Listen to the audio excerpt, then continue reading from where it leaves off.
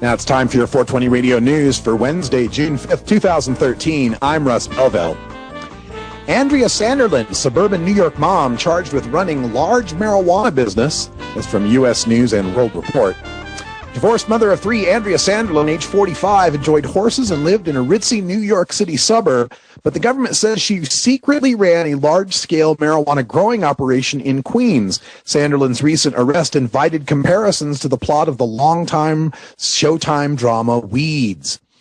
Sanderlin was busted May 20th outside her alleged grow house in New York City, in the New York City borough. Inside a single-story warehouse, the DEA agents reportedly found close to 3,000 marijuana plants. Involved in the operation was Sanderlin's boyfriend, a fellow Scarsdale resident, and father to her 3-year-old daughter. Another man ratted her out, informing authorities that a woman known as Andy brought the marijuana seedlings and cash in her Mercedes-Benz SUV.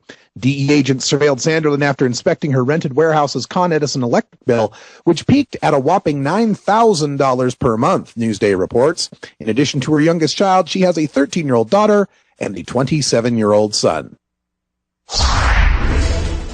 Pot magazines equal to porn? Booksellers join magazine's lawsuit against new Colorado pot law, from the Huffington Post. Booksellers have joined the fight alongside marijuana magazines, challenging a new Colorado law which requires pot magazines to be treated like pornography and kept behind a counter at shops. This new lawsuit comes a week after 3 marijuana publications, the Daily Doobie, the Hemp Connoisseur, and High Times Magazine, filed suit to block a provision of Colorado's new marijuana legalization laws, which mandated that marijuana publications be sold only behind a counter in public retail stores, quote, where persons under 21 years of age are present, end quote. Denver free speech attorney David Lane argued that the provision specifically targets the publication's right to free speech and clashes with the primary idea behind Amendment 64 to, quote, regulate marijuana like alcohol, end quote. He continued, Amendment 64 was passed by Colorado voters who intended to regulate marijuana like alcohol, but publications whose primary focus is alcohol or alcohol businesses are not regulated or penalized the same way as plaintiffs' marijuana-focused publications, end quote. Pro-weed Democrats share positive stories about marijuana from the Daily Caller. 5 liberals in the House of Representatives stood outside the Capitol with representatives of the cannabis industry on Wednesday. Led by Representative Earl Blumenauer of Oregon, the Democrats proposed changing the Internal Revenue Code to let medical and legal marijuana businesses take standard business deductions when computing their federal taxes every year. After hearing stories from patients, I will tell you, I will break my lifelong policy of not using it if I had overwhelming back pain, if I was dealing with nausea with chemotherapy, Blumenauer said.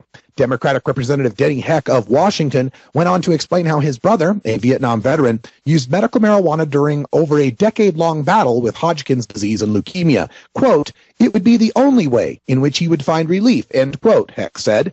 Similarly, Colorado Representative Earl Perlmutter said he doesn't smoke marijuana.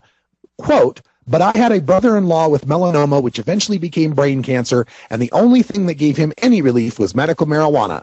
I just wanted to see the pain relief from that, end quote. Bill to lessen penalties for marijuana possession in Louisiana to get second vote after stalling, from NOLA.com.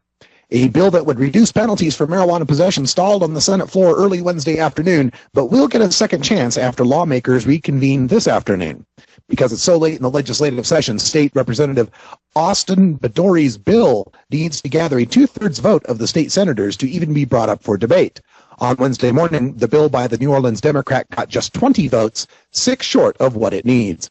Under the current law, anyone convicted of possession of any amount of marijuana, even a single joint, can be jailed for up to 6 months. A repeat offender can be sentenced up to 5 years and face up to a $2,500 fine, with those convicted three or more times open to a 20-year jail sentence and up to $5,000 fine. Baden's bill would reduce the jail time to not more than 2 years for repeat offenders, 5 years for third-time offenders, and 8 years for those convicted 4 or more times.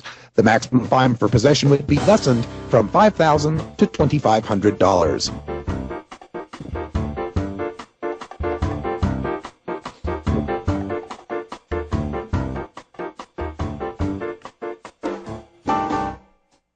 This has been your 420 Radio News for Wednesday, June 5th, 2013.